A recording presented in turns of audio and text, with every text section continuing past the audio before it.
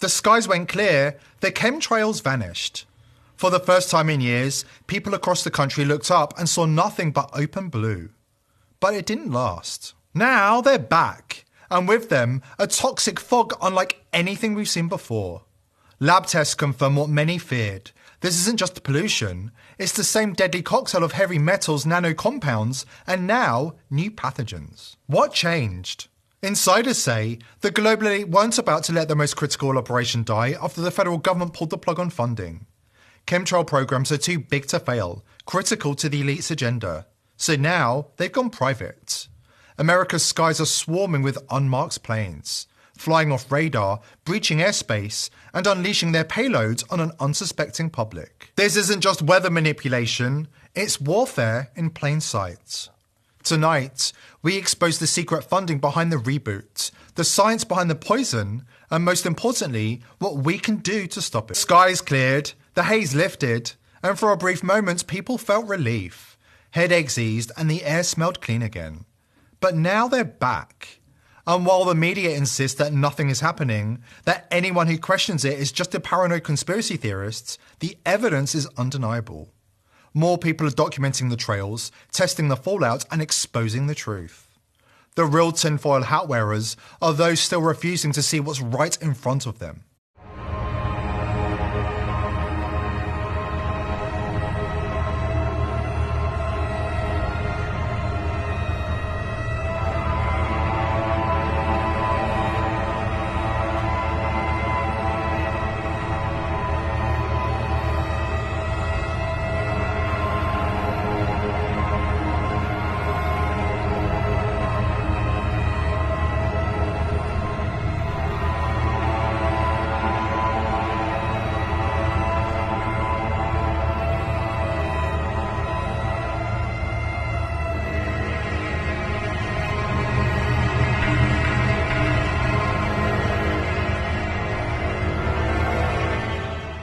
Nothing to see here, folks. Just another unmarked plane not appearing on flight tracking websites, weaving erratically while leaving behind a dense plume of chemical-laden trails.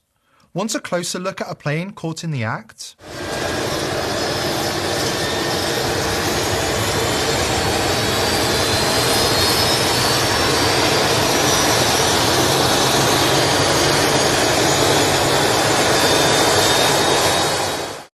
But the elite are not standing still. Chemtrails are evolving, becoming more advanced, more powerful.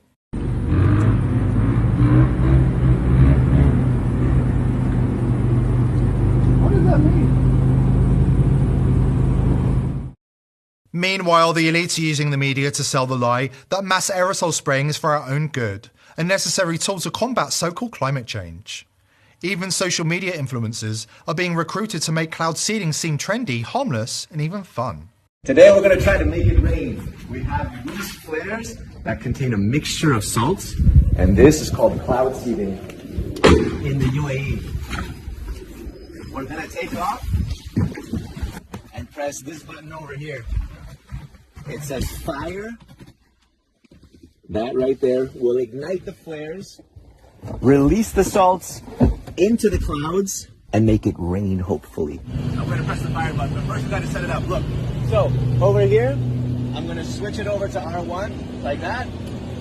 And now I'm going to put this down to 3, like that. And I'm going to press fire. You ready? 3, 2, 1.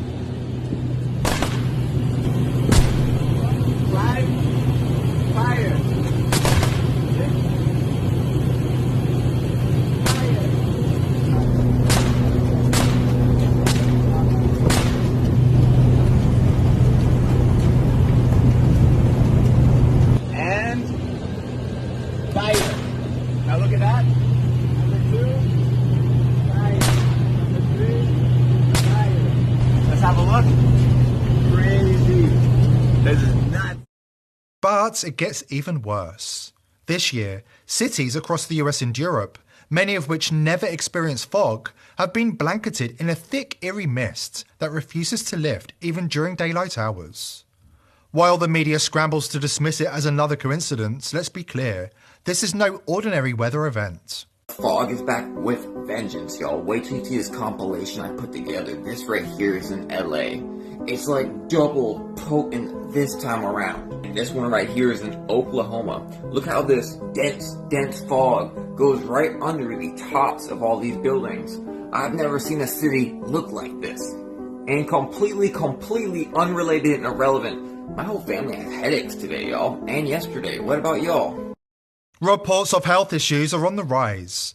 Locals have experienced persistent coughing, sore throats, and unexplained fatigue.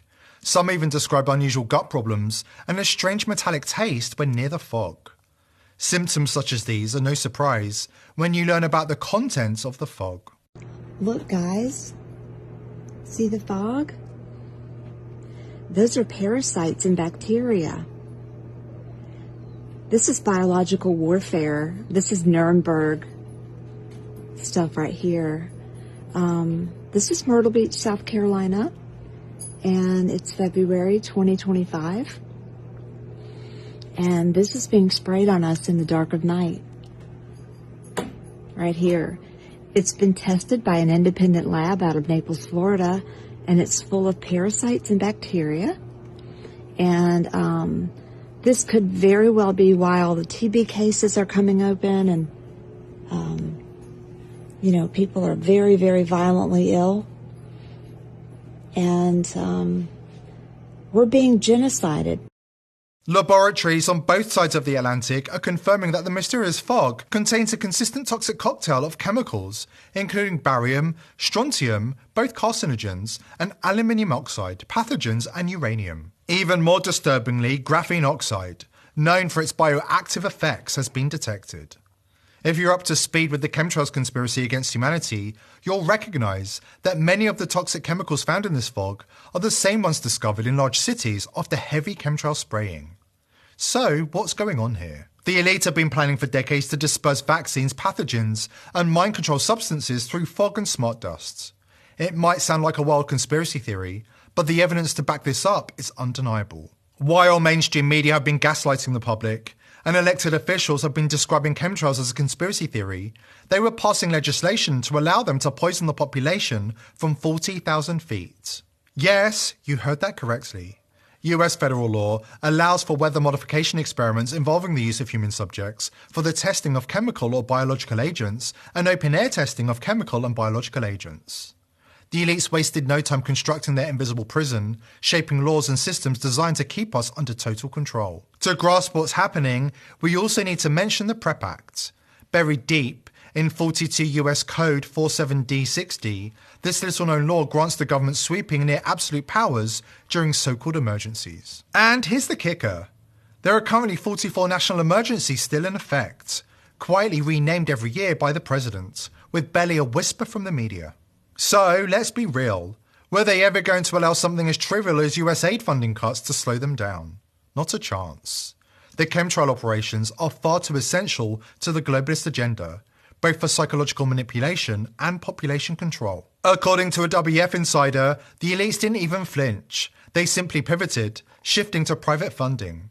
Now, key players, Bill Gates, George Soros, and an intricate web of globalist institutions are pouring even more money into these operations. And this time, it's an all-out war in the skies. Unmarked planes flying off radar are blanketing entire regions with toxic payloads. And the proof is undeniable. The Trump administration is fully aware of the situation and has already taken action, successfully bringing down several rogue aircraft. But the enemy is relentless. As soon as one operation is shut down, another takes its place. The battle for our skies and our survival is only just beginning. We have the details and the plan to save the human race from a mass cull. We are being systematically poisoned. And it's not just happening in the US. This is a global operation, unfolding anywhere the globalists have sunk their claws. The pattern is clear. Wherever they hold power, the skies turn toxic, and the slow calculated genocide continues. In 1960s Britain, the government carried out secret atmospheric biological tests on its own citizens, never fully admitting why or what the true consequences were. 50 years ago, secret biological warfare trials were carried out in the skies and on the streets of East Anglia without the public knowing. So alarming are our discoveries that tonight's programme is an Inside Out special. Were 3 deaths from cancer in this woman's family the result of spraying cadmium from military aircraft? I really put it down to the cadmium being dropped and it was settled into the soil. It was top secret. It mustn't be told to the people what was happening. I think it does matter, you know, in terms of the health of people, that they know that this is being inflicted on them. The Ministry of Defence have consistently said there was no significant health risk as a result of the experiments. I used to work in the cancer field, and I always knew that cadmium, you know, was a deposit in your body that you oughtn't to have. Why they chose cadmium, why they did the whole test, you know, is a mystery to me. As Rockefeller was laying the foundations of Big Pharma, trapping the public in a cycle of pills and potions that are not designed to cure, they were also quietly testing chemtrail technology, spraying unsuspecting American communities without their knowledge or consent. This is a smoke curtain trailing from an aeroplane in 1923.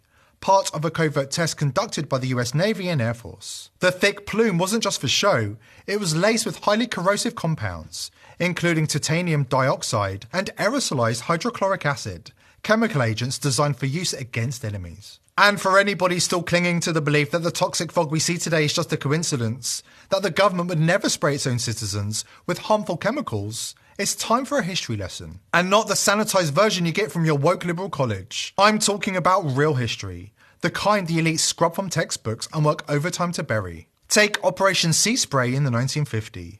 The US Navy unleashed a secret bioweapon test over the San Francisco Bay, exposing an entire city to airborne bacteria, all without their knowledge or consent. The result?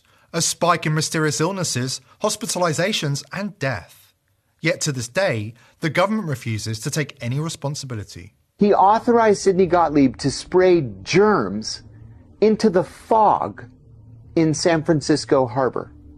The point was to try to infect 800,000 people in San Francisco with this germ just to see how many would get sick. And they thought that the germ would sit heavily in the fog and would linger in the air longer that way to infect more people. Now remember, nobody knew that this was happening. And I don't mean just nobody in San Francisco. I mean nobody. The CIA director didn't know it was happening. The president didn't know it was happening. This was Alan Dulles and Dr. Sidney Gottlieb. So what happened?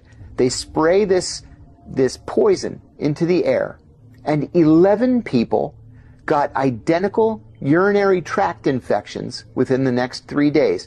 Now, we know that these were specific to the germ because these urinary tract infections included bleeding, but with blood that had crystals in it.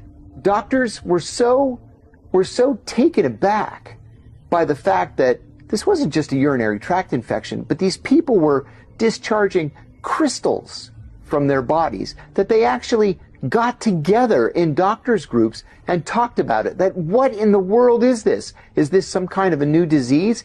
And then like magic, it just went away.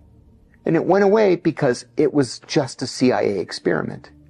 In 1951, Alan Dulles becomes the director of the CIA, just like he planned to.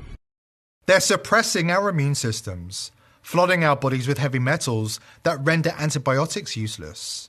They're slipping chemicals into commercial jet fuel, ensuring that every flight contributes to their long-term plan. But here's the thing. The elite never do anything without first conditioning the public to accept it. It's called predictive programming. They seed the truth in plain sight, disguising it as fiction, so that when it finally happens, people dismiss it as a coincidence or conspiracy. It's a psychological trick, a way to manipulate the masses into compliance. And here's the proof. Toxic Skies, a Hollywood film that lays it all out, right down to the government-engineered outbreaks and the aerosolized poisons. And let's not forget, the lead actress, Anne Heche, met a sudden and suspicious end not long after.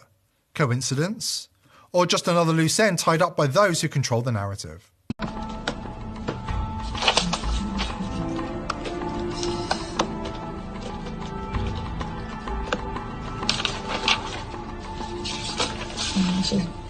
Vapors.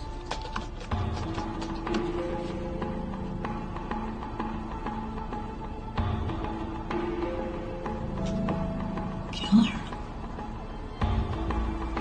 Killer.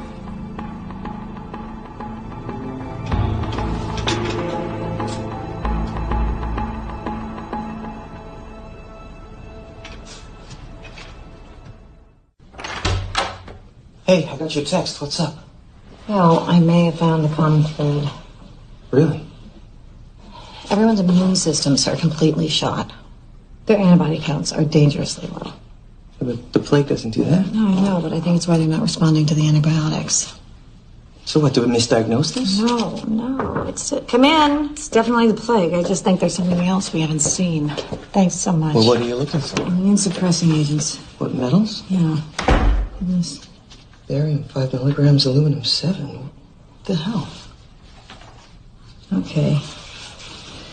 This might sound a little weird. Have you ever heard of chemtrails? Yeah, it's where the government's supposedly mixing chemicals in with jet fuel. Contaminating the white vapor trails that commercial airlines leave behind. Yeah, my son always says that when two of them cross, it looks like the sky's blowing you a kiss. All right, so what does this have to do with the outbreak? Well, go with me on this.